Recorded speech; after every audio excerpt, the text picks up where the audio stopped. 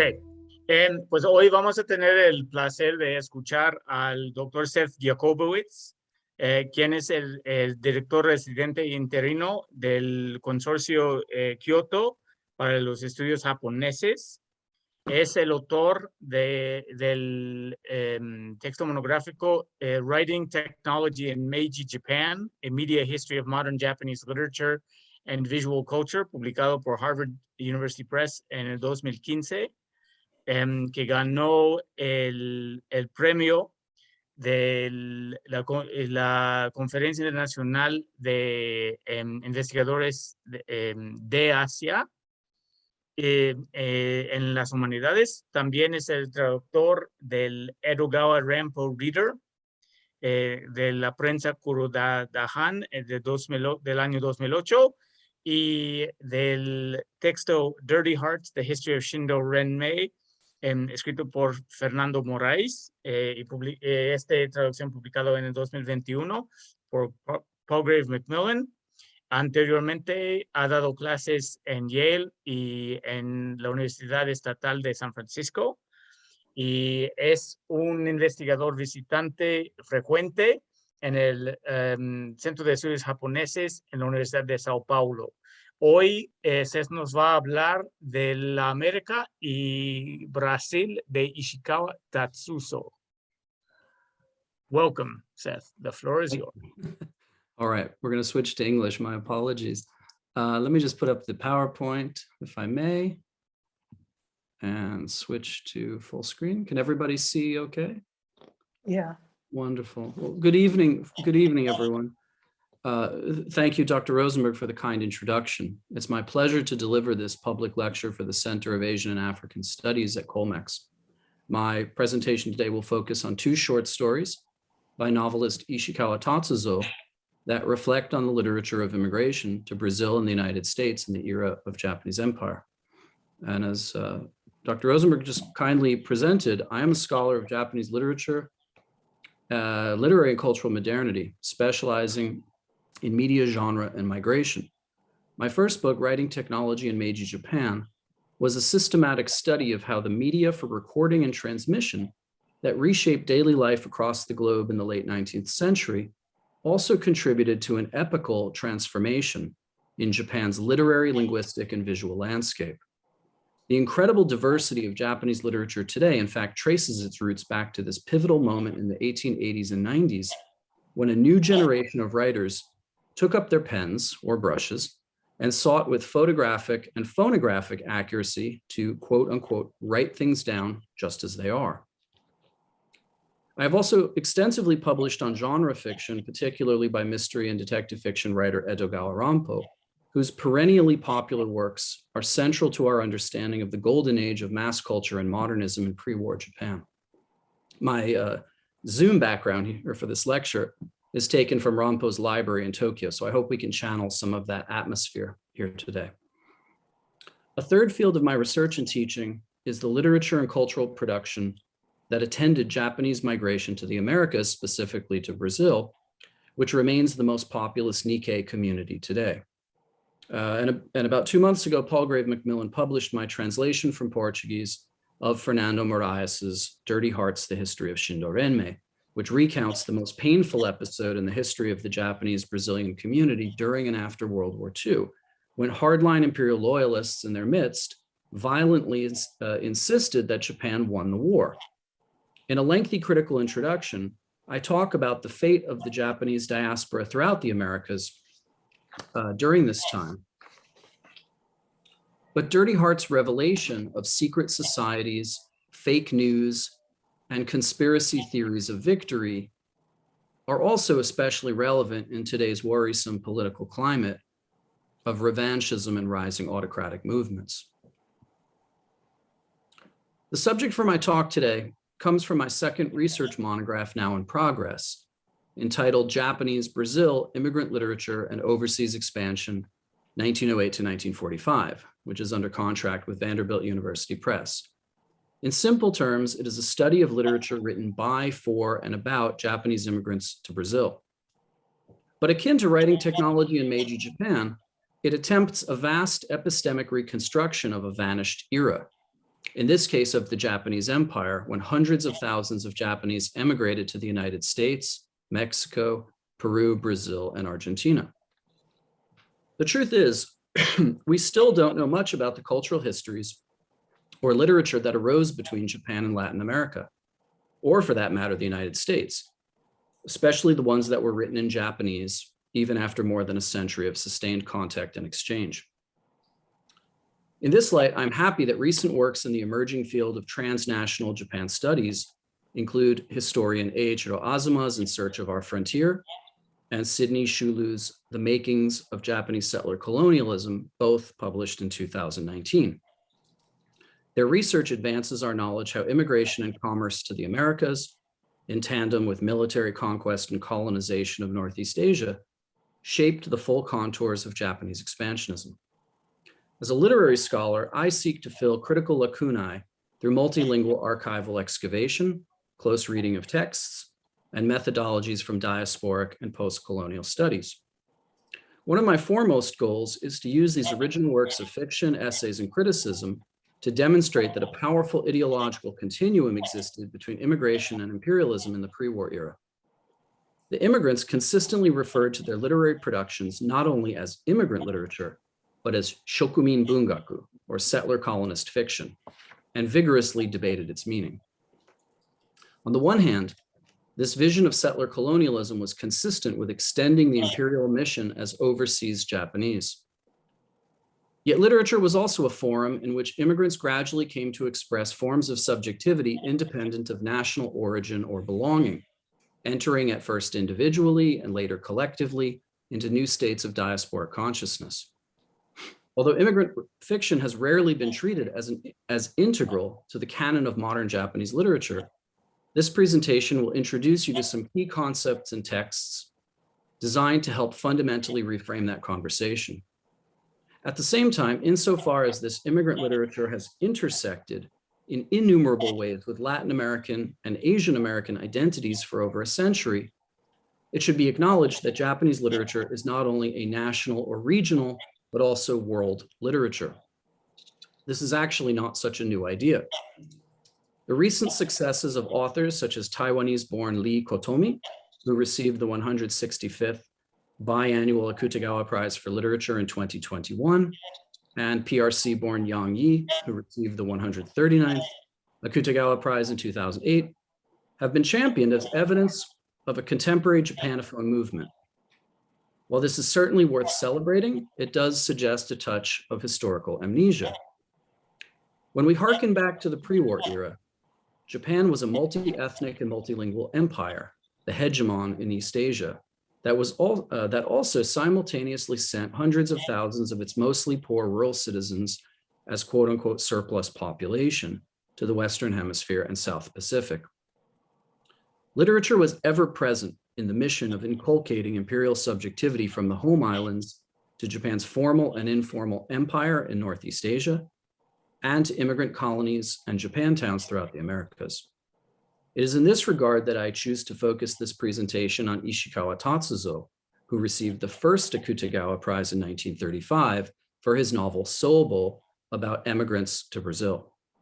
As I will further explore with you, the literary establishment of the day made this decision to recognize Sobo in the effort to create a categorical basis for immigrant literature.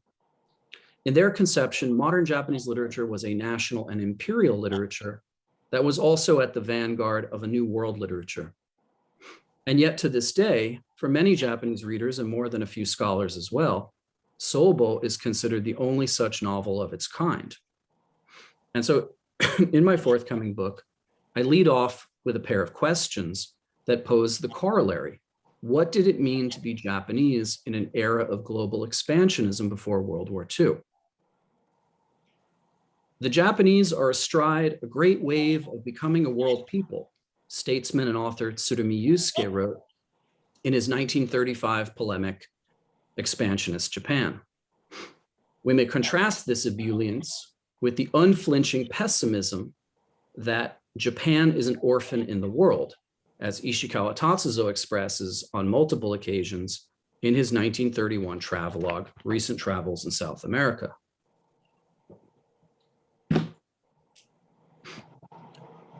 Tsurumi, here at left, looked exactly like you'd expect, a suave and sophisticated diplomat straight from Hollywood's central casting.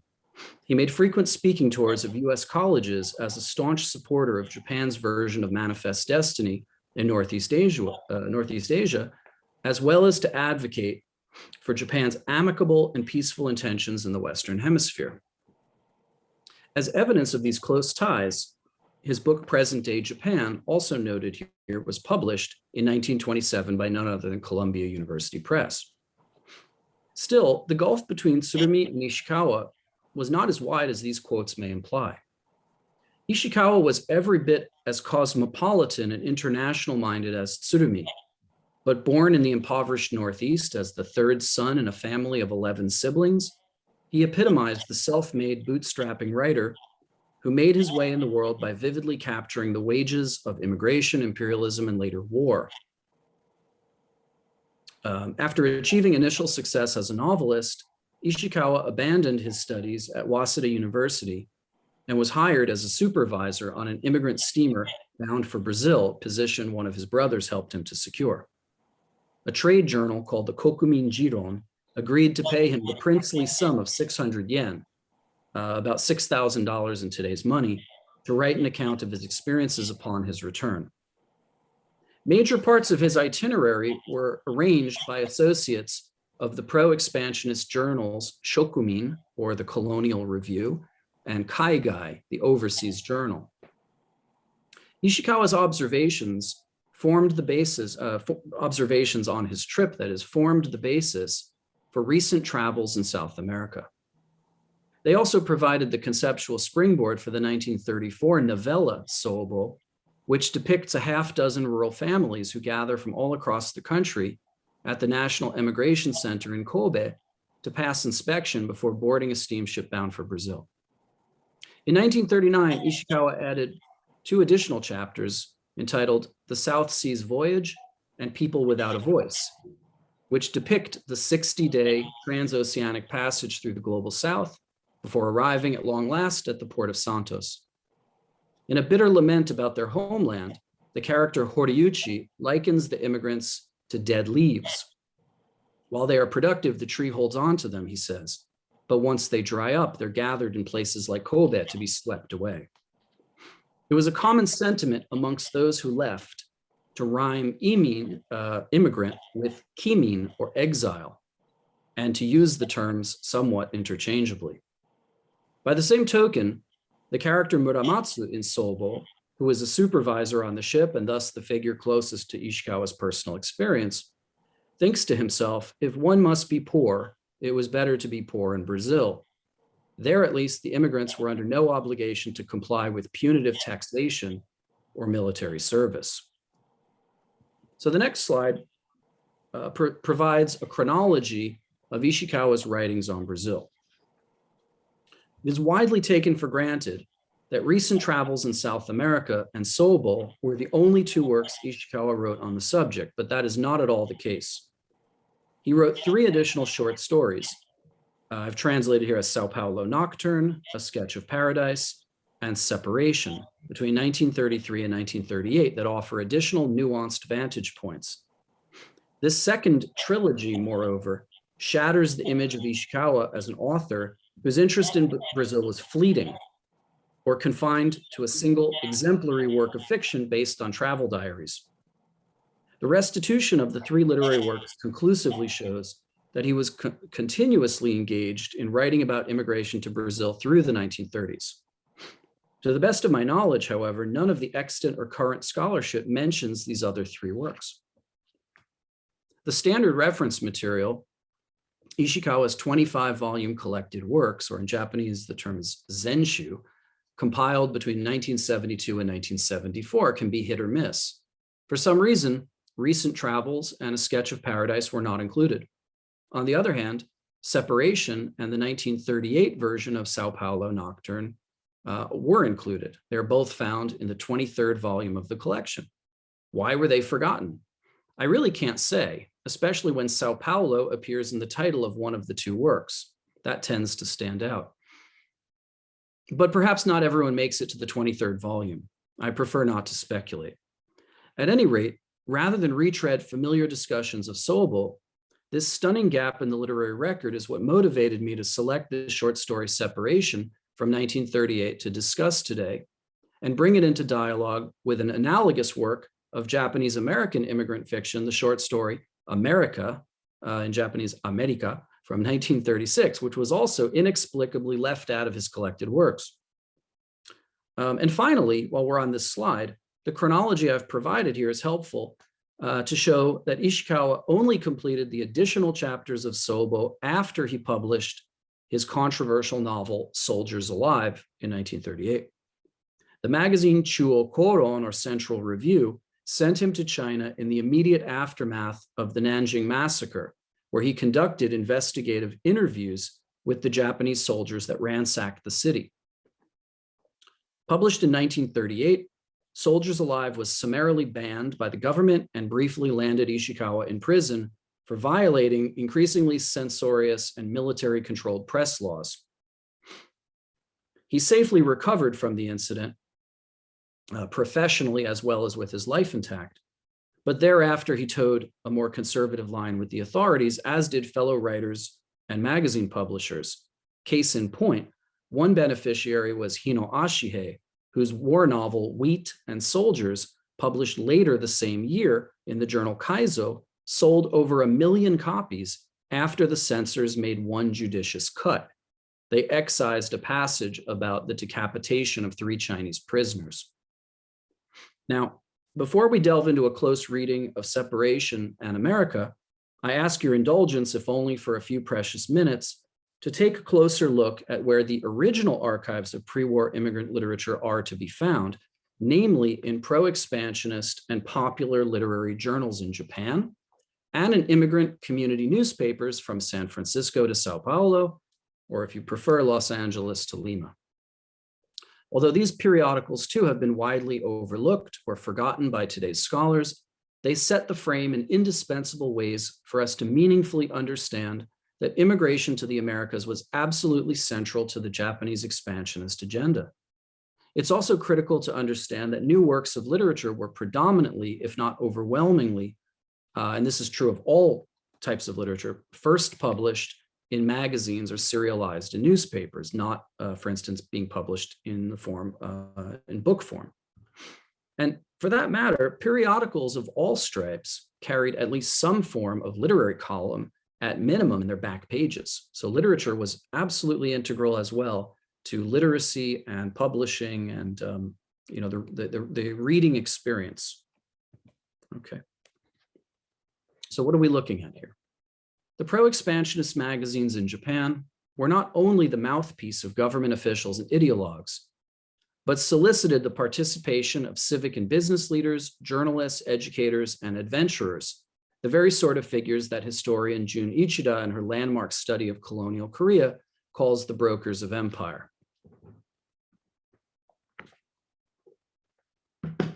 Paradoxically, we find in the magazines that advanced Japan's imperial mission a substantial corpus of articles, essays, and stories that advocate a policy of accommodation and acculturation to the sovereign nations in the Western Hemisphere. This is clearly reflected in the 3 covers from Shokumin that you see before you, which was the best known of these magazines. It is the best known today of those magazines. And it was also the one to which Ishikawa contributed an earlier version of Sao Paulo Nocturne in 1933. It was serialized over about 6 issues. From the Japanese gaucho playing his cavaquinho at left, to the sort of Japanese Marlboro man in the middle, to the Japanese pioneer woman at right, they affirm the ethos of cultural integration into adoptive lands, while serving as visual gateways into a world of agrarian colonies, cooperative enterprises, and Japantowns. Let me turn to the next one. The first work of immigrant and settler colonist literature in Japan was the story South America Bound, or Nanbei Yuki, in the May 1908 first issue of the magazine Colonization World, Shokumin Sekai. It was penned by the prolific Meiji-era genre fiction writer Horiuchi Shinsen at the behest of the magazine company and its government backers. Its encouragement of emigration to Peru and Brazil was in perfect sync with the new national strategy of pivoting away from North America following the Gentleman's Agreement that voluntarily closed the United States to unskilled Japanese male labor. That happened the year before. We go to another slide. A good many works of immigrant fiction, including those supported by the pro-emigration Christian Strivers Association, the Rikokai, appeared in popular literary journals like Shinseinen or New Youth. These are both the same magazine. In the early 1920s, before Edogawa Rampo burst onto the scene and helped remake New Youth into almost exclusively a detective fiction magazine, it enthusiastically published autobiographical sketches or simply biographical sketches and short stories praising the brave immigrant youths to North and South America who, Horatio Alger Jr. style, achieved success through hard work and self-determination. But popular literature was not always under the thumb of government officials or Rikokai do-gooders. On the contrary, left to their own devices, the professional writers, or as we might call them more liberally, hacks, who were tasked to write immigrant fiction, often resorted to lurid sensationalism to draw in readers. So for example, The Coffee King, Kohio, published in the August 1932 issue of the journal Kaigai, is a noirish revenge fantasy of an Issei who remigrates from the US to Brazil and becomes the eponymous owner of a vast coffee empire. However, he returns to California every year in search of two fellow Issei immigrant laborers, the false friends who 20 years earlier had raped and murdered his wife. The story ends with his discovery of the two unsuspecting men, and he prepares to exact his revenge, which we don't get to see. Let's turn next to Kaigai, which is extraordinary. On the right-hand cover are twin headlines of 8 characters apiece. I'll just translate them here for you. So, fundamental strategies in settler colonialism in South America, alongside research into settler colonialism in Manchuria, Mongolia. In the pages within, the contributors evaluate how Japanese agrarian colonies in Brazil can serve as the developmental model for Northeast Asia. On this left-hand side cover, meanwhile, we have a Japanese man in sombrero, sarape, and matching embroidered sash with the map of North America in the tricolors of the Mexican flag. For reasons that would require a separate presentation to properly explore, Mexico frequently crops up in popular literature and expansionist discourse as a crucial ally in Japan's contentious relationships with the United States. Go to the next slide. We can come back to that one if you want. It's interesting, I know. Lastly, in recognition of Brazil's outsized importance to mass migration and the acquisition of raw materials in the pre-war era, there was a magazine exclusively dedicated to the country, published by the Nippo-Brazilian Association in Kobe. It was called simply Brasil, or Brazil. These covers from the late 1920s provide a series of windows into the agrarian project, the clearing of virgin forest, the cultivation of coffee and cotton. Meanwhile, the Japanese Brazilian newspapers based in Sao Paulo, which dutifully reported the news of the day in a language the newcomers could understand, reflected the glory and challenges of creating a settler colonist fiction, putting down roots in Brazil. So let me turn to their covers next, which are not as interesting, I'm afraid. But nevertheless, the stories that they contain could just as easily spill over into a hotbed of frustration and rage at the false bill of goods many Issei felt they'd been sold about a supposed new paradise in South America. Paradoxically, serialized fiction in the newspapers was a moderating force that enabled a diffusely spread out population to represent itself to itself. To paraphrase Benedict Anderson, it formed an immigrant imagined community. The expressions of failure, setbacks, and disappointment registered in their pages, in fact, consoled the majority of immigrants who struggled to adapt to their new environment and to a worsening political and economic climate.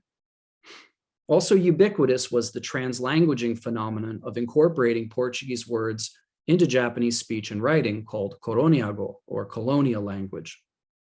To the best of my knowledge, none of the immigrant fiction in the pre-war Japanese Brazilian newspapers was brought back to Japan. It was only brought there when compilations were made by the Nikkei community in the 1970s, accompanied by academic publications by anthropologists Hiroshi Sato and Takashi Maeyama. On the other hand, when we look back to the pre-war era and those Japanese Americans who voluntarily remigrated from the United States to Brazil to help build the nascent community, we find the newspaper editors Seisaku Kuroishi and Shungoro Wako, who helped to found the Brasiljiho and Nippak Shimbun newspapers, respectively. Other prominent community leaders also remigrated from elsewhere in the Japanese Empire. There's obviously a teachable moment here. We have to move beyond thinking of diasporic communities locked solely into relationships with the mother country, in this case, Japan. However imperfect, there were also extensive networks of communication and exchange between diasporic communities and other parts of the empire. So now that we've established some of these critical and historical contexts, let's bear down on Ishikawa. I've outlined here three major themes that structure the two works of immigrant fiction I'm going to discuss.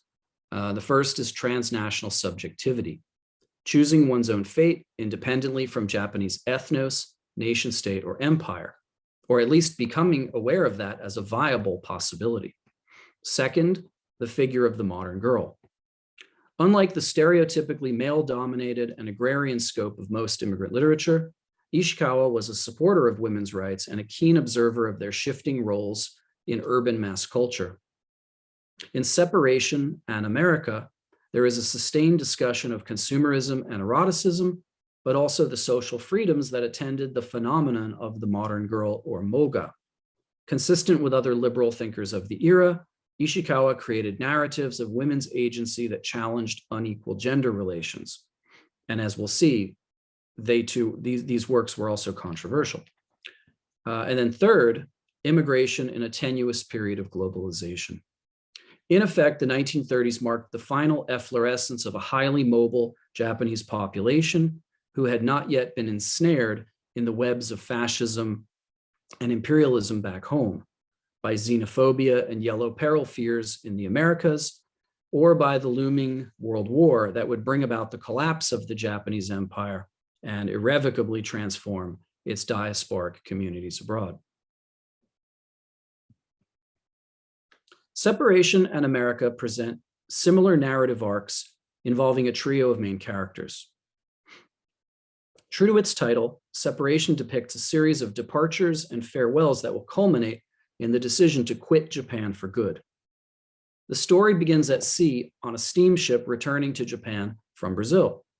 Two of the personages are filmmakers named Sata and Yoshizawa, who shot a documentary of the immigrants and returned to Tokyo with the intention of selling their footage to the immigration company.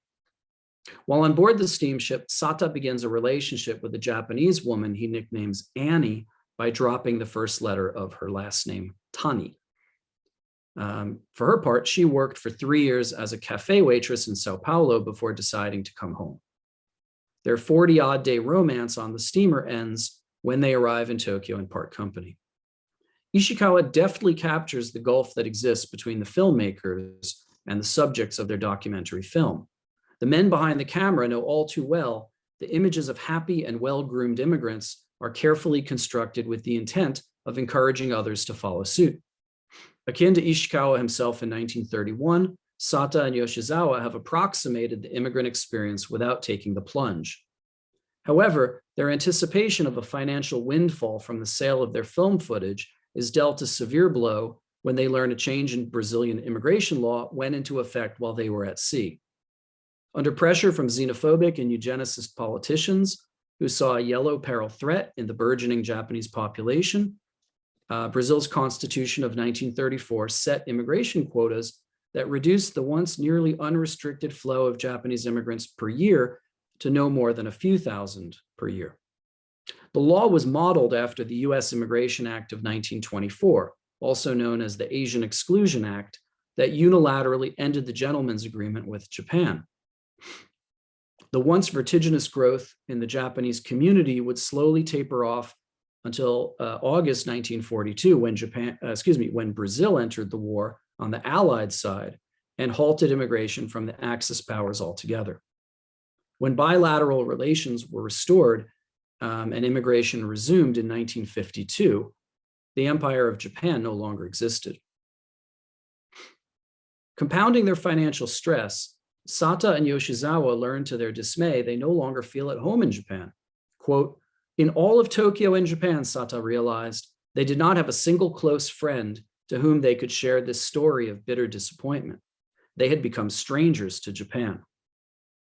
Ishikawa adds emphasis by using the French loanword étranger.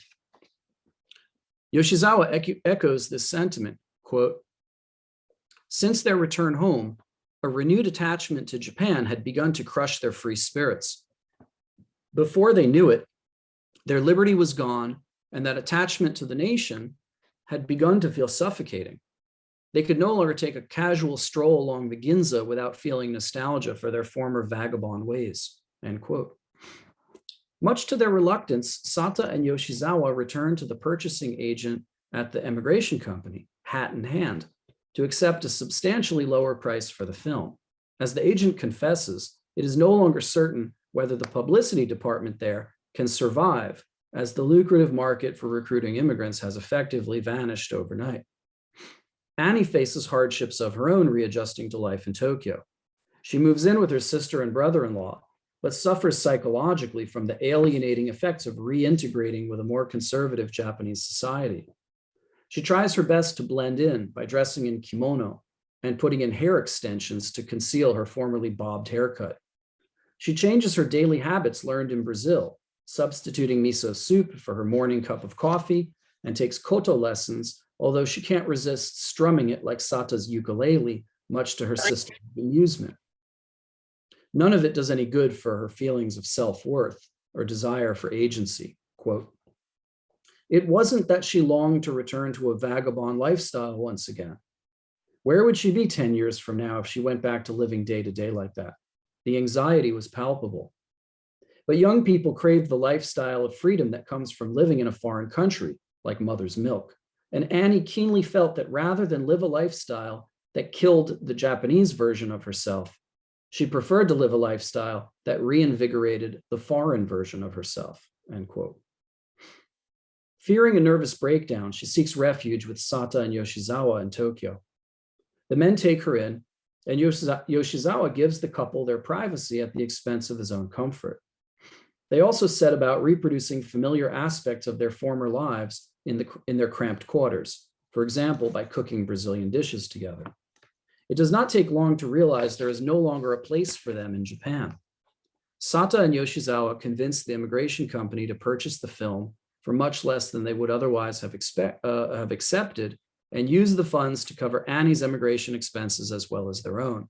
And so the title Separation ultimately gestures toward their separation from Japan, not Brazil, and certainly not Sata from Annie. Despite all the hype, there were actually very few modern girls, or moga, in 1920s and 1930s Japan. The moga became an iconic cultural representation to a significant degree, precisely because of pre-war fiction such as Tanizaki Junichiro's novel Naomi from 1924, Kawabata Yasunari's modernist masterpiece The Scarlet Gang of Asakusa from 1929-30, and Yokomitsu Riichi's Shanghai, set in that colonial city from 1931. Separation is the only work written by an establishment author that I know of which depicts a Brazilian-style modern girl. There were works by amateur authors in Brazil that evoke captivating figures such as the femme fatale in Sonobe Takeo's 1932 In the Age of Speculative Farming that my colleague Ted Mack at the University of Washington has translated, but they were not transmitted to Japan. Perhaps the most lucid thinker in Japan on the long-term implications of the modern girl, beyond the usual disapproving chatter and hand-wringing about fashion, hairstyles, and sexual promiscuity, was New Youth detective fiction writer and progressive Marxist critic Hirabayashi Hatsunosuke. who I'm working with a team of colleagues to translate and bring out, like the Edogawa Rampo reader. In her groundbreaking study, The New Japanese Woman, Modernity, Media, and Women in Interwar Japan, Barbara Sato argues that, quote, Hirabayashi envisioned an assertive, individualistic woman of the future, a product of consumerism who demonstrated a previously unknown degree of agency. This was in marked contrast to the image of the insipid, superficial young vamp who epitomized the most deleterious aspects of bourgeois society, end quote. I would align Ishikawa's position on the construction of modern women's subjectivity with Hirabayashi's, something that becomes even clearer when we turn to the next story, America. So in America, which is actually set in Tokyo, there is a love triangle between the Nisei law student, Sugiyama Norimitsu, whose family owns a profitable vegetable farm, most likely in the Central Valley, and two nurses whose names are Kasai Fukiko and Aoki Nobu, who help him to recuperate from an unspecified illness in a Tokyo hospital. Mutual attraction ensues. Sugiyama initially favors the more flirtatious Fukiko, whom he tries to impress with stories about the family farm. He describes to her how he would load the truck with crates of celery, cucumbers, and cabbage and drive 200 miles through the night to the market in Los Angeles, where that single trip would earn enough to pay for his tuition in Japan for the entire year. To this, Fukiko responds with a hint of sarcasm, "Amazing, you're a self-made man." Her words in Japanese, "Sugoi wa rishi denne," exactly reference the kind of immigrant success stories found in journals like Shokumin, Kaigai, and New Youth.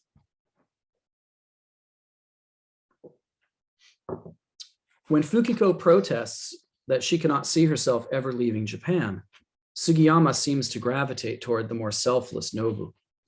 It thus comes as a great shock to Nobu when she pays a visit to Sugiyama in Tokyo sometime after he's discharged from the hospital and discovers Fukiko already there, claiming for the sake of appearances to be his live-in nurse. So Fukiko chooses to be Sugiyama's lover, knowing full well he will return to California in the coming fall, and that there was never a possibility of marriage due to the Asian Exclusion Act. For Nobu, who regards their affair as a double betrayal, it brings about a profound change in her thinking. Rather than depend upon a man, she angrily declares to Fukiko, she will go alone to the United States. Fukiko and later Sugiyama warn her the only options for a woman to earn a living in California that way will be as a waitress in a Japanese restaurant or prostitution. But in arguably the most forceful turnaround in the text, Nobu upends the heteronormative love story and asks Fukiko point blank, "Why don't you come with me to America?" Nobu reminds her that Sugiyama will abandon her in the fall when his studies conclude and insists the two women should decide their own destinies. Does Nobu intend to carry out her plan, even if it means becoming a prostitute? The narrator leaves that question deliberately unanswered, noting in the heat of her betrayal that Nobu can't stand losing to Fukiko and will use this outrageous scheme to get the better of them. The story ends with nothing more than her promise to the two people who betrayed her that she will soon purchase a ticket for a steamship bound for California and go it alone. Still, when the three meet for a final dinner together before Nobu's supposed departure, her newfound lust for life astonishes Fukiko. Nobu, who never used to smoke, rolls a cigarette and laughingly remarks, "Modern individuals, even women, smoke nowadays, especially in America. Everyone smokes. Isn't that right, Sugiyama-san?" Nevertheless, Nobu's bold new ways prompt Fukiko to muse over what it would mean to be so carefree. Quote, "If crossing the sea and going abroad to become a prostitute was any sort of victory, it was the victory of instinct and delight in wanton abandon, the celebration of a return to nature unshackled by civilization," end quote. Not surprisingly, Sugiyama is convinced Nobu has gone mad, but Fukiko can't help but feel pangs of envy. And again, quoting from the text, began to see Aoki Nobu's future shine with a certain charm, end quote. And these are all my translations, just to make clear. like Ishikawa's other works, this one attracted some controversy when it came out, but not where or how we might expect. In the September 3rd, 1936 issue of the New World Sun daily newspaper from San Francisco, a sequence of headlines in descending size and order read, "To protest Nisei story in magazine, local literati to draw up resolution against Kaizo. T. Ishikawa is author. Writer, however, depicts correct Nisei sentiment on war." And we can always come back to this, but I'll give you the blurb from the article, which is written in a rather convoluted fashion. It goes like this. The author of the story represents the Japanese colony in America, putting through the mouth of the Nisei Sugiyama as a small community in which Japanese pioneers and Nisei men are suffering from a lack of women. Evidence that the author has had no knowledge of the existing condition in America was shown when the story said, through its hero Sugiyama, that the Japanese Nisei girls are forbidden from marrying alien Japanese, and that most of the Japanese first generation people, therefore, are destined to lead a bachelor's life, end quote. Let's take stock of this. The evidence of a local protest by a Nisei literary group in California and the partial translation that's also included in this newspaper of his story is nothing short of remarkable. There is no mention of Ishikawa's writings on Brazil or even that he won the Akutagawa Prize, the first of its kind, in the previous year. The article instead exposes a keen sensitivity by Nisei in California to being misrepresented back in Japan. It is a rare example, perhaps the rarest of examples, of diasporic readers who actually spoke back through the Immigrant newspapers and across linguistic lines about a portrayal of their community by an author and literary journal of some real standing. Parenthetically, I would say, the fact that Ishikawa got this important, albeit narratologically irrelevant detail wrong suggests he understood the particulars of life in Brazil a bit better. We are therefore sorely indebted to this grassroots resolution for helping to close the discursive loop between Japan and one of its diasporic communities. At the same time, the Nisei objections were construed on what I would call a narrow, almost exceedingly legalistic parsing of the literary text to critique the mistaken claim by Ishikawa that Issei men already in the US could not marry Nisei women. But the rest of the story's provocative themes, including working class Japanese women who freely contemplate a life of prostitution in the US, was met with a telling bourgeois silence. This was ultimately as much about class consciousness as Nisei pride and preserving intergenerational order. Okay, so I realize that I'm coming to the end of my allotted time. So in order to leave time for questions, let me very briefly sum up. In this presentation, I have sought to introduce you to two of these so-called lost works by Ishikawa Tatsuzō within a general framework of immigrant and settler colonist fiction.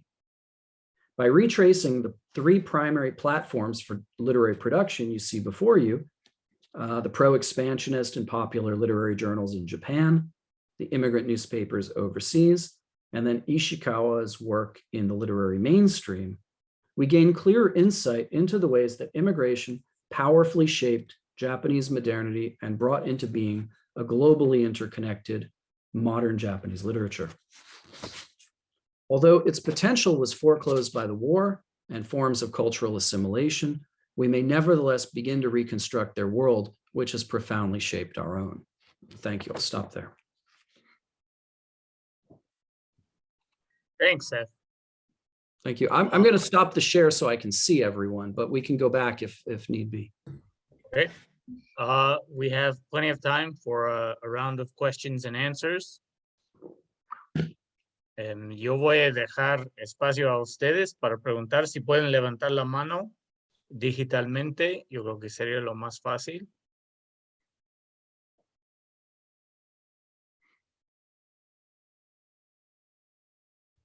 Okay. Adrián y después Alejandro.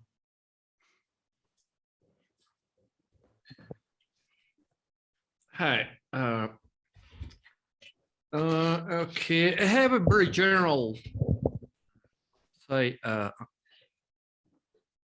anxiety, so to say, and it regards one of the recurrent and key labels or categories used throughout your presentation and in your own research, and also in the corpus that you deal with, and it's the term America. So, say my concern is whether it is possible to problematize the concept, because obviously it has a very different meaning, or at least partially, but crucially different meaning in English and other languages, and in this case, well, in our case, Spanish. I'm not really sure about Portuguese, but probably it is also the case, at least in Brazil. So in these sources, in this specific corpus, when the authors use America, do they have in mind the nuances of the term? Do they always refer specifically just to the US in contradistinction to South America? In which case, what do they understand by South America? Well, yeah, it seems like a very straightforward question, but I'm sure it's going to demand a great deal of effort not to deal with. Thank you. Yeah, I'm happy to offer some clarification. So for starters, the America that I keep referring to in the title is Ishikawa Tatsuzō's title, and in modern Japanese, it was true in 1938. It's true today. America refers to United States. Okay. The ways that other parts of the Americas, which was one of the terms I used, are referenced are quite clear in Japanese. So in distinction, for instance, to in English, where we have a generalized Latin America in which Brazil is often included, or maybe we would say lumped in Japanese, typically the term Nanbei, meaning South America, is the point of reference. And oftentimes, and I may be guilty of this in my presentation as well, using South America and Brazil interchangeably. There's a very famous poster. I didn't include it because I feel like everyone uses it. Jeffrey Lesser even put it on the book, the cover of one of his books, of a map of South America. And there's a Japanese farmer with like his farming hoe, and he's got his family tucked under his arm, and he's pointing to South America, but it's specifically to Brazil. And then Peru is also indicated on the map. Those were the two primary countries that were in the like generalized Japanese understanding of this geography, human as well as world geography. Now, in the magazines that I was describing, we have such a tremendous wealth of knowledge and specificity. It is just an amazing corrective to what I think even today is a very dim understanding of, Latin America, its culture, the way things are different between Spanish in Mexico and the kind of predominant English-speaking United States, and the assumptions that it has about what Latin America is or what it refers to. So one of the attractions of this project and those kind of texts, the magazines, the works of fiction, is that they really do articulate those levels of difference. Okay, let me maybe just stop there, and I can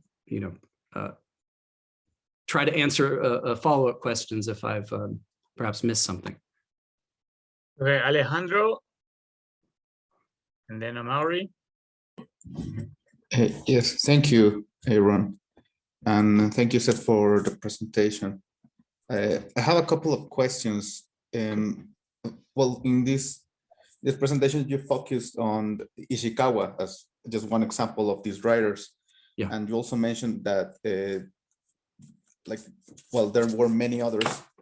Maybe it hasn't been researched at length, but I was wondering if Brazilian writers of this time depicted these Japanese communities in their fiction. That's one question. And my second question is, were these Brazilian writers influenced by Japanese poetry or fiction in a sort of Orientalist way, like what happened, for example, in Mexico with Jose Juan Tablada? That is to say, where they started to write, did they start to write haiku in Portuguese, for example, or something like that? And what about the reverse? As in, were Japanese authors influenced by Brazilian literature, be it in translation or directly from the Portuguese? I mean, obviously with the understanding that the nationalism and settler colonialist mentality that permeated Japan and Japanese citizens in other countries might have prevented this, but it's just something that came to my mind while listening to your presentation. Okay, thank you. I appreciate your question. I try to keep kind of a record of these Brazilian writers of the late 19th, early 20th century who wrote about Japan or who wrote about the Japanese in their midst, and actually not just writers, but also artists as well. So kind of looking at the whole cultural complex. So let me start with that. Records that were only recently, like maybe 4 or 5 years, made available that talk about Machado de Assis's responses to the Russo-Japanese War. Quite fascinating. One of the great naturalist writers, Aloysio Azevedo, actually gave up being a writer. He felt he wasn't getting the recognition he deserved and so forth. And he actually became a diplomat and went to Japan. And it was actually only in, I think, 1984 that his incomplete notes called Au Japon were found in the archives and, kind of assembled and brought out. Just to give you a sense, Alejandro, that these are sort of like the earliest fragments, that we have. I wrote a short article in Portuguese for an omnibus publication, an edited volume that was called Immigration in Brazil, and it was about the author. I'm forgetting his name now. It'll come back to me in a second, but let me give you the plot, basically, which was that there is it's called Shonosuke, and it was the depiction of an impresario in Sao Paulo who takes a Japanese artist under his wing, and he becomes the new Fujita, called sort of the national or the Brazilian Fujita. I've also written about Fujita, who was a School of Paris painter, coming to Brazil and to making his travels through Latin America. These were very kind of interesting moments for me as well. They take place in the 1930s. And I'm very interested in kind of the cross currents. I mean, you were basically describing the condition of Japanism. Fujita himself was often seen as kind of the harmony of, I'm looking at Amauri, but he can't tell because we're on Zoom, the kind of woodblock print culture of the previous era of Hanga, of Shunga, of ukiyo-e, with the perfection of his lines and so forth. But he also was seen as in some way embracing a kind of impressionist, post-impressionist style in his depiction of nudes and brocade backgrounds and things like that. So Fujita was really seen as this kind of perfect harmonization of East and West. And so, for instance, modernist writer Mario de Andrade had a very kind of interesting take on Fujita. Not necessarily adulatory, but in a way, recognizing that Fujita was a kind of iconoclast, breaking the mold, something like that. I also talk in a very short article I wrote about the first modernist painter in Brazil, Anita Malfatti, and her portrayals of a Japanese male figure and a Japanese female figure, and that these were actually portraits of fellow artists, Japanese American, in one case of Yasuo Kuniyoshi, and another was a Japanese woman who had emigrated to Brazil. And these were not, in my estimation, Orientalist depictions, but rather a kind of homage to fellow artists, that there was a kind of equality of value in any case, I've worked on several of those. Sorry if this sounds a little bit scattershot. I'm gathering my thoughts as I'm answering to you. But let me just say this. The kind of figures like tablada do not really appear in the pre-war era. That is to say, there is certainly Japonism that is being imported from France and being considered from other parts of the world. But the really big efflorescence of a kind of dialogue between Japanese Brazilians and sort of the mainstream Brazilian literary and cultural community happens more or less after the war, where you have people like Tomie Otake, Haroldo de Campos, Manabu Mabe, and others. So there's painting, there's calligraphy, there's haiku or haikais, as they're called in Brazil, using the original term from Japan, and so on and so forth. So there's actually quite a lot that your question asks, and I'd be happy to kind of talk about it further. But that's the gist of it. Let me just say two other quick things. I did not answer the third part of your question. I'm sorry. The sort of Brazil to Japan angle. One of the things I found most astonishing in the pro-expansionist journals is that they would translate works of Brazilian fiction. Now, much as we might have high hopes that it was Machado de Assis, or I don't know, someone more avant-garde even, they tended to be works that were very popular, kind of melodramatic works, but things that were popular in Brazil at the time. And it was really an effort to give the readership, which was an educated readership interested in understanding the cultural conditions of a place to which they might emigrate, how Brazilian people thought, what their literature looked like, what their culture represented. And very often these, there weren't that many of them, but whenever we do see the translated fiction, it would appear alongside, for instance, lessons in conversational Spanish and Portuguese. So it was part of a kind of, again, kind of omnibus production of the magazine to offer a little bit of everything. Now, I gave a presentation on one of the other stories by Ishikawa, the story Sao Paulo Nocturne. It's actually on YouTube for anyone who's that interested. I appreciate your watching it if you have time. But that story, which does not have any Japanese characters in it, is set in basically in the area of Liberdade, the area of the Japanese of the Japantown in Sao Paulo. And it really has, to my way of thinking, the structure of Brazilian conto. It's a very fascinating work, but it doesn't necessarily have anything like Japanese characters per se. It's the milieu of the Japantown. And really, to my way of thinking, was perhaps, again, the rarest of examples where Ishikawa himself was trying to write a kind of Brazilian literature in Japanese. That's my own personal view anyway. Okay, I hope I got the third part too. Sorry. I'm gonna let Aaron MC because I can't keep track of who's next. Thanks, Seth. We have a Maori and then Dr. Alaihara, and I put my name I threw my hat into the ring there because I don't want to be left out. So a Maori and then Dr. Alaihara.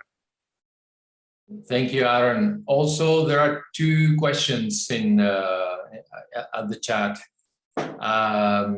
Seth, thank you very much for your talk. I have a question more out of curiosity, and it's not specifically related to Ishikawa Tatsuzō, but more broadly with studies of Nikkeis and Nikkei literature. I was wondering, and so I would like to hear your opinion regarding where do you think locates this recent studies in English, including yours, about Nikkei literature, if you contrast those studies with, for example, what has been done in Portuguese language, which I don't know, or even in Japanese. I now, so it came to my mind, for example, the work of Hosokawa Shuhei, Yes. of Nichibunke. So I was wondering, so which is your opinion about these recent studies in English, and where do you locate them contrasting with the production in other languages? So interestingly, and I only learned this recently when my colleague Ted Mack's book just came out. So his book is called Acquired Alterity. And he, in fact, translated 10 of the stories. I'm going to hold up the book if it won't disappear on me. This was the original, not original, I should say. This is the compilation from the 1970s by the Nikkei community in Sao Paulo. And it goes past the pre-war era. That's my preoccupation, not theirs, but they chose 10 works.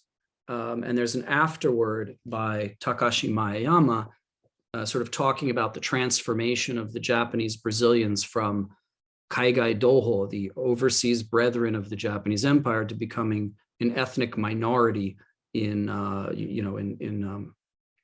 post-war Brazil. So the presence of those 10 translations into English now makes it wonderfully possible to structure, to fold it into the structure of a syllabus in ways that we previously could not. I would hope that my translation of Dirty Hearts, is also helpful in that way.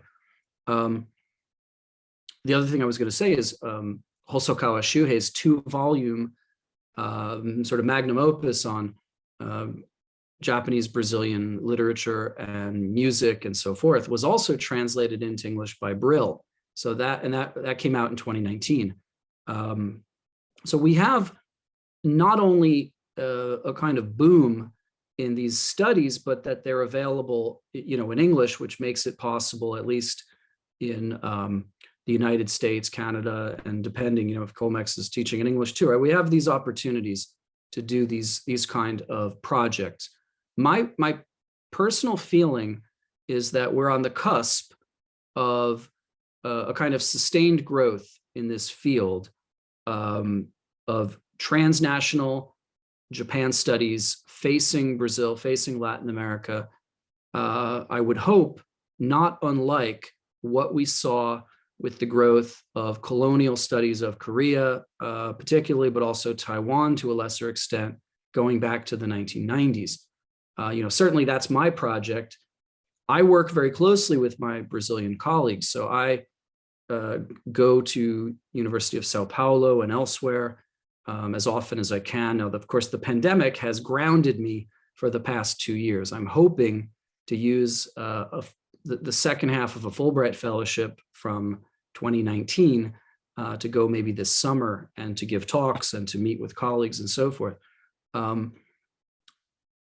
There's a lot to answer your question, Amaury. I want to just give sort of 1 or 2 detailed data points. One is that as I tried to do in my presentation today, we have to be mindful that the Japanese diasporic communities, both before and after the war, were in communication with one another.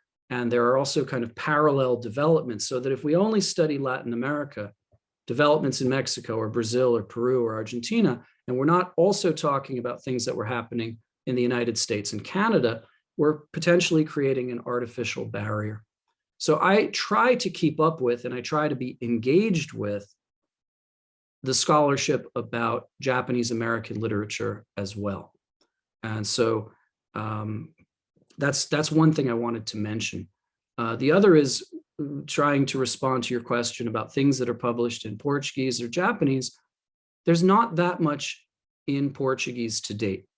I think my Brazilian colleagues would agree with me, but very interestingly, there are some really important works of scholarship that were written in Japanese in Brazil. And those books were published in Sao Paulo, not in Tokyo. And I think many scholars, Hosokawa and so forth, are an exception, but they don't necessarily know about them. So my friend and colleague, kind of mentor, Mori Koichi, a sociologist at the University of Sao Paulo, very sadly passed away a few years ago, but his work, including as an editor and kind of compiler of these kind of materials on culture and literature and culture, as well as more social scientific approaches, are there. I don't quite know how many people are using them, but I do. I try to, and there are others far beyond even Professor Morty, who was at the University of Sao Paulo, that appear in the newspapers like Nikkei Shimbun and so forth. We really have to do more. We really have to try to dig deeper and engage with those scholars.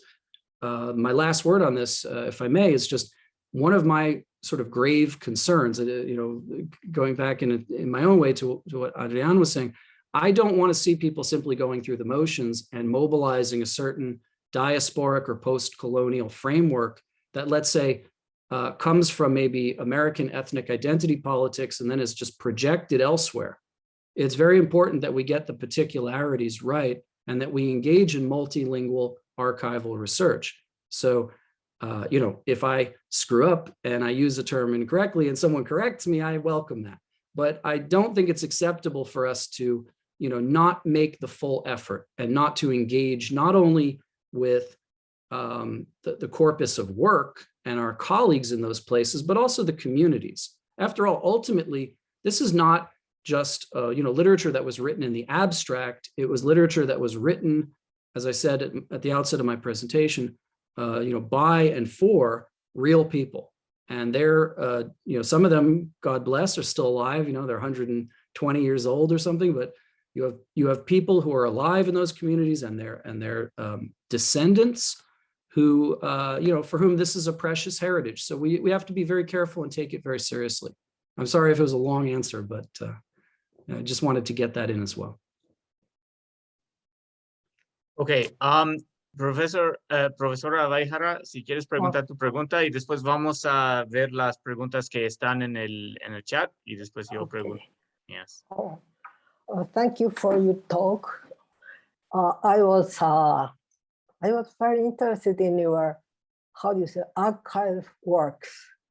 There is a magazine which caught me attention, which is called Shinjosei no Sekai. It likes really the works of these magazines, investigation of these magazines will bring you a lot of interesting findings, I think. I just wanted to clear one thing. How do you define the works of Ishikawa Tatsuzō if you categorize?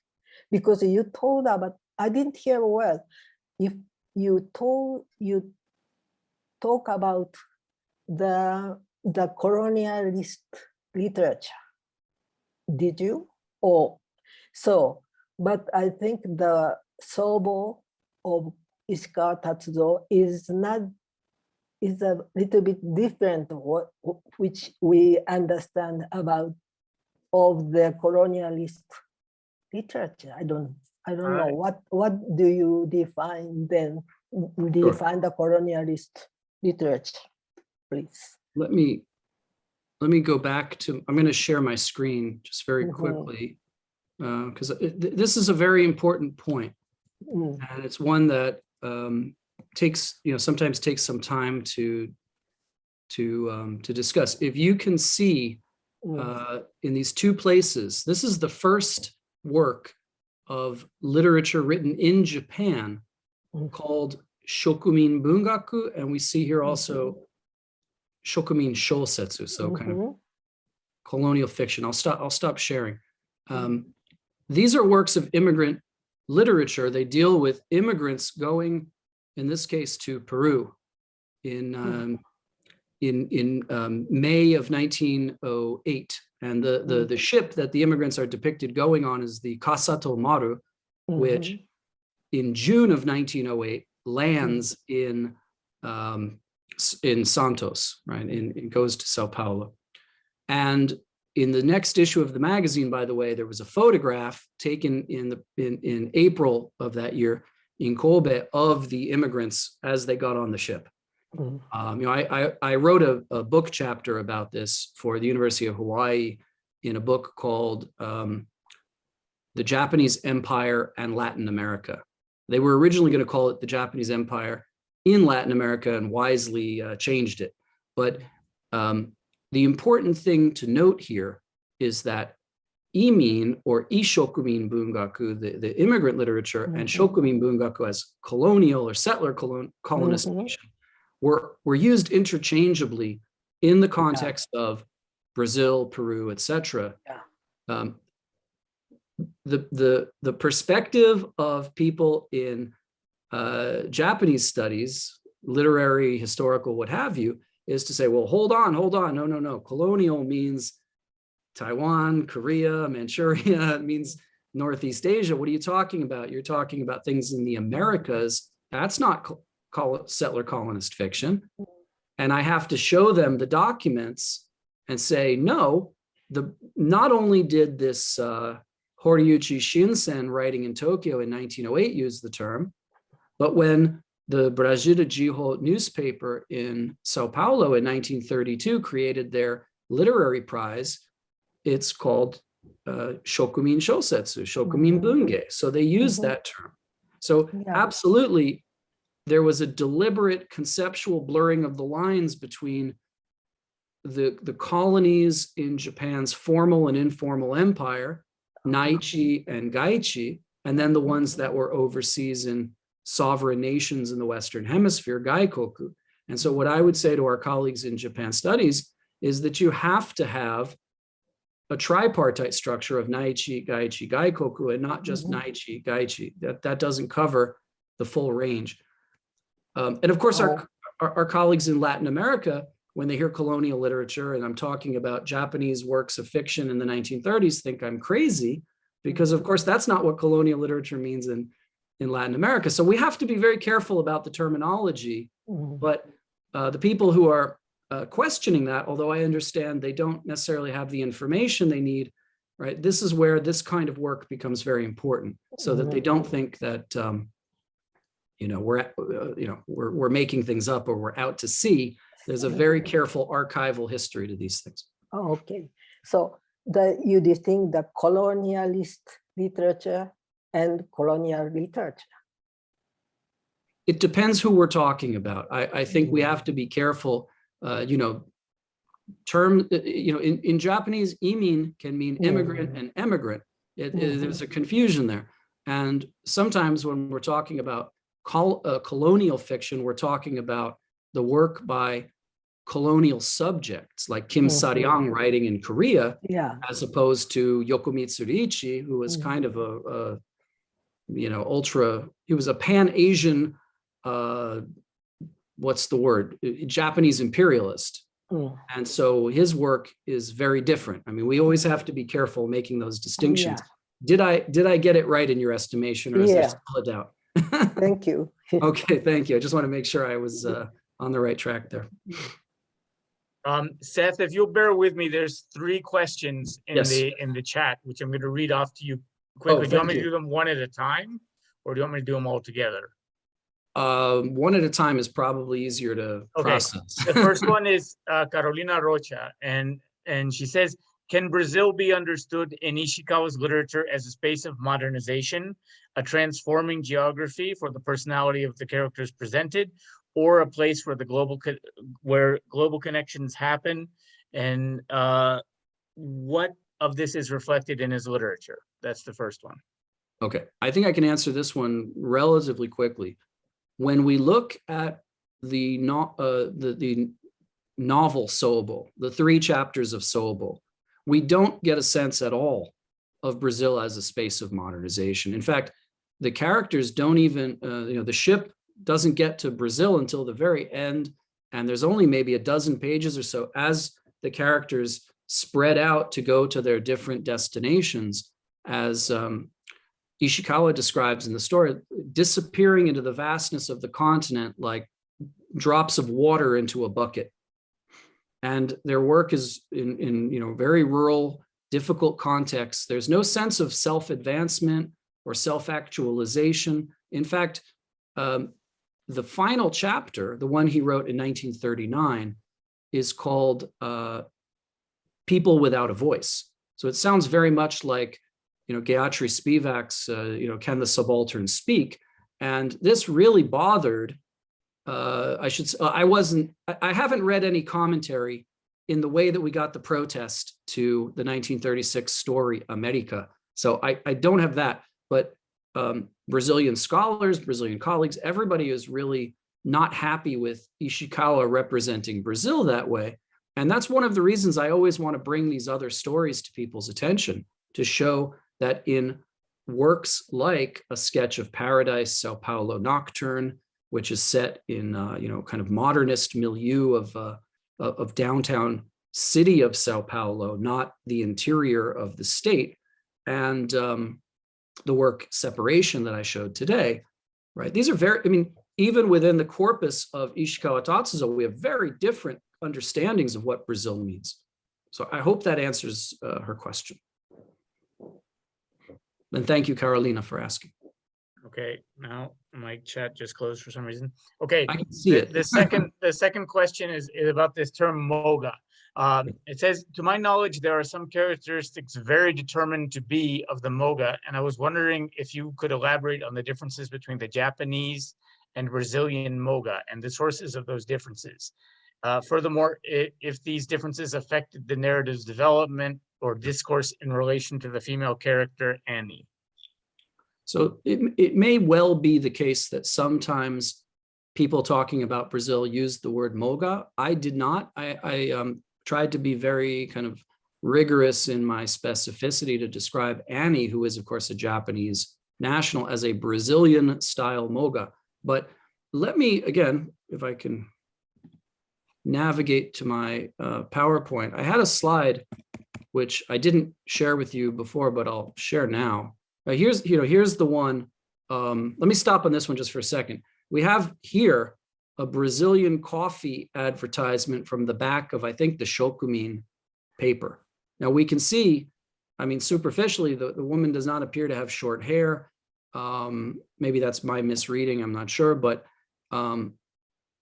the association of coffee and cafe culture with Brazil, of course, was something very modern, but I don't see any examples, as I said in my presentation, of other works of literature that talk about like a Brazilian style modern girl. So that's something that is possible, but doesn't appear in the corpus of the canon, let's say, of modern Japanese literature.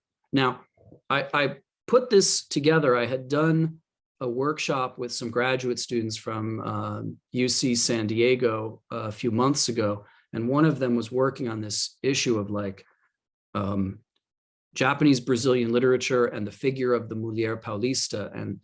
And for instance, I think Barbara Weinstein in her book uses a black and white image of this figure, which, by the way, is the map of Sao Paulo. This is all Sao Paulo represented as a woman. In Barbara Weinstein's book, the figure looks like a white woman, and I at least wanted to show her the color image to say, this is not maybe as cut and dry as we might think. But the Mulher Paulista was a figure who, took up arms against Getúlio Vargas and his coup in 1932. I mean, the problems had begun in 1930, but it breaks out into violence in the Brazilian Civil War that lasts about 6 months, 1932. I don't know of an example of any Japanese women who fight. José Yamashiro, who was a very well-known Nikkei author and journalist, someone who I gave a presentation about a few months ago also, he fought. He's like the one person everybody knows and they name. I don't know of a moga or of, let's say, put it this way, I don't know of any examples of Japanese immigrant women who necessarily participated in or identified with sort of the more like militant perspective of fighting for Sao Paulo, fighting for the country against dictatorship. Or if we look at this other rather, like pinup style picture, by the way, this is the flag of Sao Paulo that we see here in the background. I don't know that anything of this kind of highly aestheticized and eroticized depiction made its way into the Japanese Brazilian community either. So it's a wonderful question. And if, this is, let me close the share here. This is the joy of doing archival work, when you actually make a discovery that connects the dots in a new way. We passed another slide, by the way, of a book called City Life that's about the Nisei community in California in the 1920s to 1950s. And although I was not able to completely connect the dots to this, let me show it again, just because I think it's worth sharing with you to kind of finish the point. At the very least, we know there was a Nisei writers group that was formed between 1934 and 1940, and that there were no fewer than 3 literary magazines that they created that were written in English. So the article in the newspaper that I showed you does not name any names, but I think that if we follow Valerie Matsumoto's work, and again, it's very important that we do a kind of interdisciplinary, transnational work. Multilingual includes English, thank God for me. And this is this is a language I'm very capable of reading. So we know with relative certainty who it was that drew up this literary resolution, because how many other people out there who would have done this? I mean, I find it to be fascinating that we can actually start to make, close the discursive loop, as I said in my paper. Okay. Thank you to Cici also for her question. Okay, and the last question is by Rafael Medina, which is a little bit more straightforward. It says, do you know if there has been any research into the representation of Mexico in these magazines and newspapers? So I don't offhand know. Mexico certainly is part of these magazines, the ones that I referred to, Shokumin and Kaigai and so forth. There were, where's my notes here? There were 6 newspapers. One is more like a weekly, but there were basically, let's say, 5 newspapers right around mid-century that were published in Mexico itself. The one that I think is going to be most promising is the Mexico Shimpo, which was published between 1929 and 1938. And I'm going to just, I can't type and talk at the same time, but the Hoji Shimbun digital collection, I'm going to put this in the chat for everyone, at Stanford University's Japanese Diaspora Initiative, is a keyword searchable digital database that is almost entirely accessible throughout the world, and it includes the extant copies of the Mexican journals as well. I put together, along with the curator of the collection, a National Endowment for the Humanities grant that resulted in the 2 of the Brazilian papers being digitized and made available to everyone. So the Brasil and the Nippon Shimbun are now in their entirety in that collection, thanks to a partnership with the Bunkyo in Sao Paulo, the sort of Nikkei Cultural Association. The journals representing Mexico are few and far between. It's kind of heartbreaking, actually, when you see there's only 1 page from a given month in a given year, and it has like a big hole in the middle. So there's a lot of work that needs to be done. This is something, if I'm appointed, if I'm chosen at Colmex, this is an area that I'll also want to work on and try to, do a similar kind of project on pre-war Japanese Mexican, literature, cultural production. I could just add that my colleague at UC Merced, Ignacio Lopez Calvo, has just published, it hasn't come out, I think it just came out. I haven't seen it in print yet, but he has a, let's just say, forthcoming book on the post-war sort of to contemporary Japanese Mexican literature and cultural production. And it's in the same collection with Vanderbilt University Press that my work will come out with. So I only help him in small matters, but I'm very proud of his work. And that's something that also is available to us. That is, obviously he's a Latin Americanist, so it's work primarily, I want to say almost exclusively in Spanish that he works on, but that's also a tremendous resource that will be coming available to us if it's not already, in bookstores and libraries now. Thanks, Seth. Doctora Alejandra, ¿tienes otra pregunta? ¿O no? Ok, Satomi, te voy a dar chance y yo pregunto después de que tú preguntas. Seth, I'm going to let Satomi ask her question and then I'll ask mine after. Okay. Yeah, thank you for your talk. I have a specific question. I was wondering if there was some local differences between the Japanese immigrants or immigrants, for example, from Akita or from Okinawa, was shown in Ishikawa's works in general. Because I remember that in Sobo, some characters came from Akita or Aomori, I don't know, as I don't remember it. So, how was it shown, and how was it shown in other works of Ishikawa? Thank you. Okay. So absolutely, you're right. And Ishikawa came from Akita. That's his birthplace and his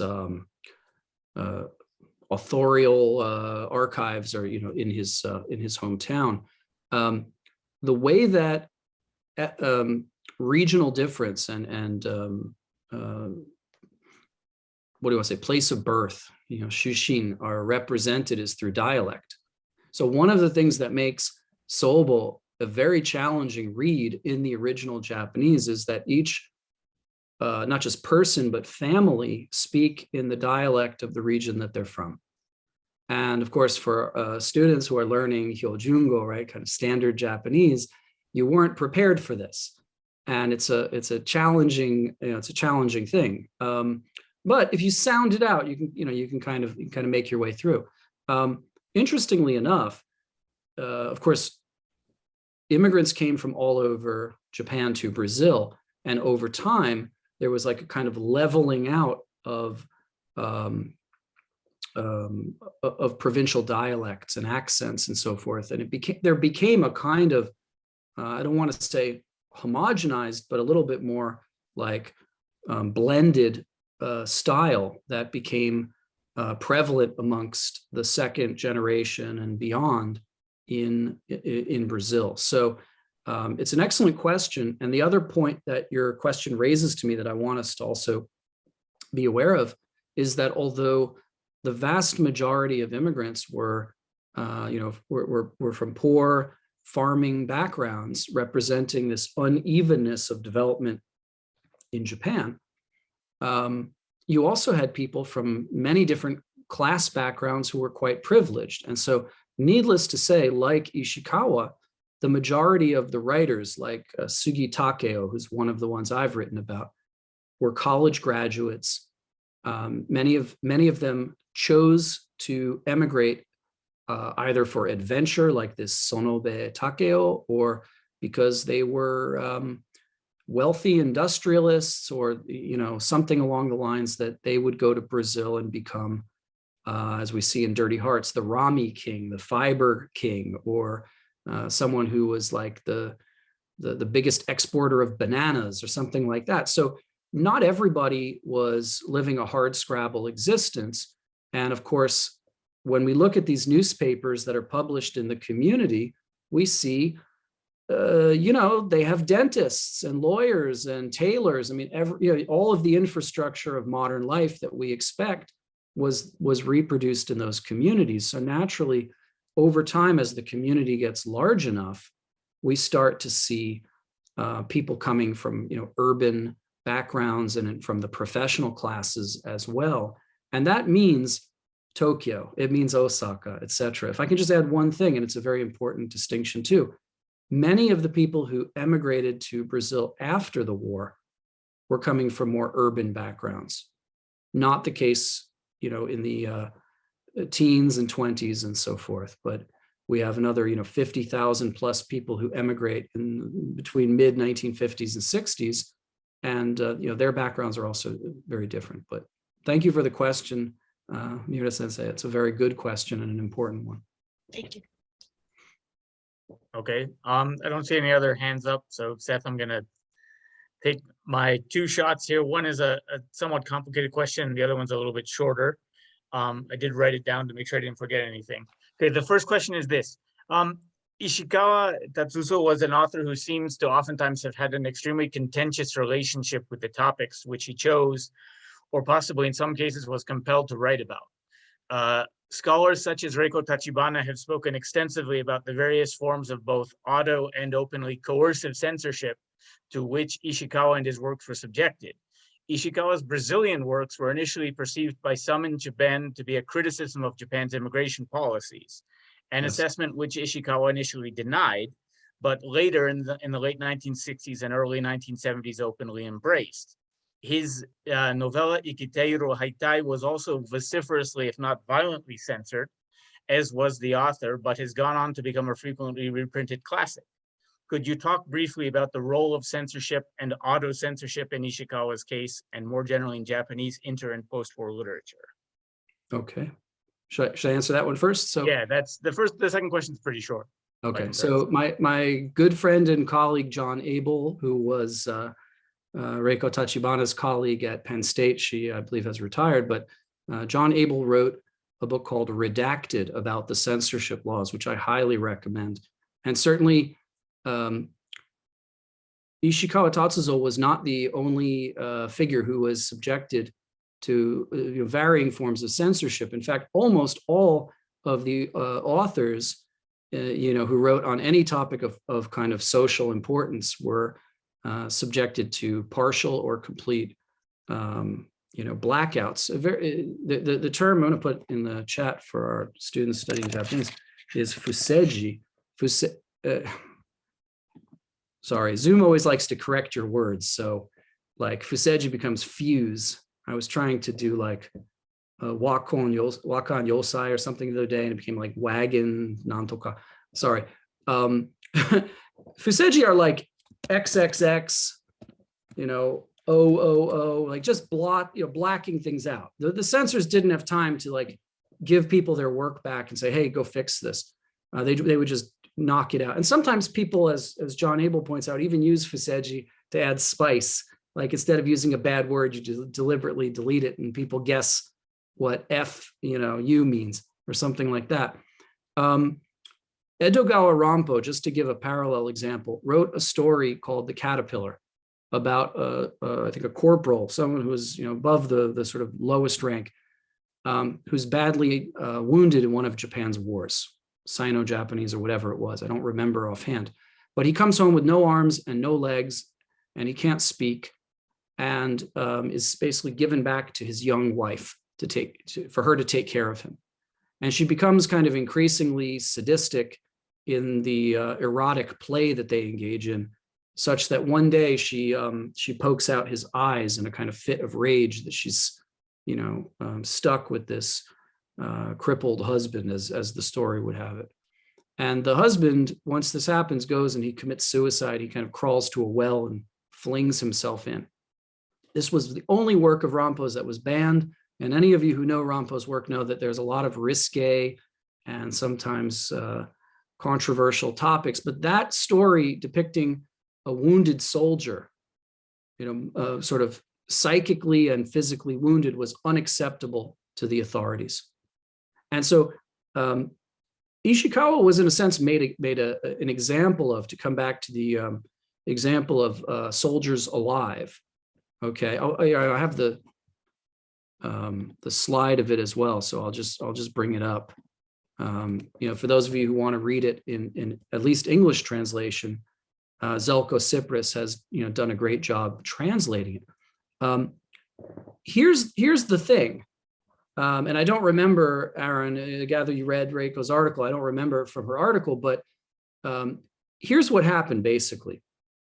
Ishikawa goes to court, and just like the example you were giving, where he was defending himself against the criticism that he was, giving Japan a bad name. He was criticizing Japanese military victories in China, just as with Sobo, he was criticizing Japan's expansionist efforts through immigration. And Ishikawa said, I don't want the Japanese people to look at our soldiers as gods. I want them to understand that they are human and fallible, and to treat them as such, that they should have a realistic understanding. I'm going to close chat here so I can see everybody. They should have a realistic understanding of what war means, that they shouldn't expect some kind of, angelic conduct. They should understand things in a proper context. So the judge said, nah, you're going to jail. Right? And I think it's like 4 months in prison, if I'm not mistaken. But here's the thing. Chuo Koron, the Central Review, went to the authorities and said, look. He's a young guy. He's hot-headed. He knows he made a mistake. Let us fix this. Let's make this up. He gets out of jail. What happens? First thing they do, they send him back to China. And he writes his account based in Wuhan, a name everybody knows now, right? And he toes the line, like I said in my presentation. And that's not the story everybody wants to hear about, because it doesn't have a cool narrative of, speaking truth to power and, pushing back against militarism and imperialism. But he fell in line, just as Hino Ashihei did. By the way, Hino Ashihei, for an unrelated work, wins the Akutagawa Prize while he's in China writing Wheat and Soldiers. So he also gets elevated by the literary establishment while he's like in the trenches writing war novels. So there's a much longer answer to your question, which I won't attempt here, but the short version of it is the Japanese empire, the imperial authorities were more interested in co-opting the opposition than in killing them or torturing them or playing games. Everybody was supposed to get on board. And Ishikawa really would have been, I think his life would have been in danger if he kept pushing the limits. Nevertheless, even as we see in this short story, now I'm afraid to use the name America, he got pushback even from the Nisei. So I guess it's a bit like what Oscar Wilde said, that the work of art is most in accord with itself when all of the critics disagree. And I think that what I hope came through in my presentation is that in the 1930s, Ishikawa went from being totally unknown to winning the Akutagawa Prize with Sobo, writing really the first fictionalized account based around the events of the Nanjing Massacre. And he becomes an incredibly important figure, an inescapably important figure at that time. So I hope I answered your question. Sure. Well, I wasn't looking for a complete response. But, as far as you could. Okay, the second question is a little bit about some aspects of what Professor Avaihara also asked about. I'm a little bit puzzled by the assignation of Ishikawa's works as being part of settler literature. When people talk about settler literature in African context, it is generally literature by settlers who settled and stayed in the areas under discussion. In Ishikawa's case, however, he stayed only very briefly in Brazil before traveling to the US and then back to Japan. From what I understand, Ishikawa never actually returned to Brazil. And I wondered if you could discuss briefly why or how we should call his works settler fiction.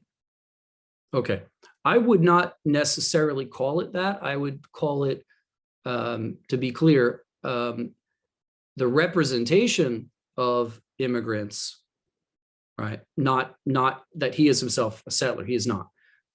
We can call it immigrant fiction, but it's immigrant fiction by the one establishment figure in Japan that achieved sort of the ultimate form of recognition, the Akutagawa Prize. He stands out as an almost complete anomaly in that regard. And what I wanted to do in my presentation was not to come to you with the work of amateur immigrant fiction writers, and then have the question, well, how does this fit into modern Japanese literature? So this is a position in modern Japanese literature. I wanted to use an establishment figure and to position my talk within the context of sort of canonical Japanese literary production, things that were written actually in Japan. That's what I focused on in this presentation. But your point is absolutely well taken, and I agree with you. I would not, nor I think should anyone, misrepresent or misunderstand Ishikawa's work as being somehow equivalent to the work of someone like, for instance, Sugi Takeo, who was a first-generation immigrant. He was writing, he was, I think, the most prolific published author. We don't know who's unpublished, but among the people who put their work in the newspapers and the like, he was really one of the most prolific. And again, I'll hold up the book, the other figures as well. Furuno Kikuo, who was an editor and a pretty crack fiction writer. These were people who stayed. Sometimes people went back after the war. Even Sugi Takeo remained in Brazil his whole life. And when he talks about settler colonist fiction, not only in his fiction, but in essays of criticism, where he tries to imagine what a new Japanese Brazilian literature would look like, he is drawing a distinction between what they are doing in Brazil and what's happening back home in Japan. And I think to this day, we still have to navigate sometimes very tricky lines of definition. Because, for instance, just one really quick example, there was an author who very late in life kind of bursts onto the, just comes out with these massive, amazing epic stories. His name is Matsui Taro. And he passed away just a few years ago. His work was championed in Japan, actually, by scholars like Nishi Masahiko at Ritsumeikan University and by Hosokawa Shuhei from Nichi Bunken. And Nishi calls Matsui Taro's work like Japanophone literature, or Gaichi Bungaku, the literature of, sort of the informal empire, maybe something like that. And to my way of thinking, Matsui Taro is a Japanese Brazilian writer. He's not a Japanophone writer. This was his native language. He was an immigrant who left Japan. He wasn't even born in Brazil, but he became, a Japanese Brazilian writer writing in Japanese, period. I personally don't make that distinction between Nihon Bungaku, Japanese literature, and Nihongo Bungaku, Japanophone literature, because I think there are problems with it. But that's sort of the short version of the answer. Okay, well, thanks very much, Seth. Obviously not a topic we're gonna exhaust in tonight. I appreciate okay, the question. I don't see any other questions in the chat, and I don't see any other hands up. Does anyone have a parting shot they would like to let loose? If not, thanks very much, Seth, for putting up with a late night presentation such as this. I think we can all go and soak our faces in a sink of ice water, let our eyes shrink back to their normal size. And Seth, we will be in touch within the next week. Well, I appreciate it, and thank you. It's really an honor to be able to give this presentation and to be considered for the position. So again, I thank you. Thanks very much, Seth. Good night, everyone, and we will see you tomorrow, same time, same place.